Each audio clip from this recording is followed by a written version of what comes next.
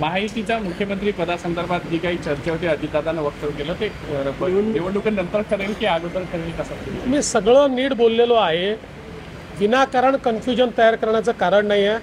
महायुतीमध्ये मुख्यमंत्री एकनाथराव शिंदेजी हे सरकारचे प्रमुख आहेत आणि ते प्रमुख असतानाच आम्ही निवडणुकीला जातो आहे. आणि या संदर्भात मुख्यमंत्री कोण आणि काय आणि कोणाचा चेहरा हा निर्णय घेण्याचा अधिकार माझ्या स्तरावर नाही. या संदर्भात आमचं पार्लमेंटरी बोर्ड आणि दोन्ही पक्षाचे नेते म्हणजे शिंदेसाहेब आणि अजितदादा पवार हे मिळून सगळे निर्णय करतील. ते आधी करायचे की नंतर करायचे याचे निर्णय तेच करतील. त्यामुळे या संदर्भात कुठलीही गोष्ट बोलण्याचा अधिकार मला नाही आहे. पण कन्फ्युजन काही नाही.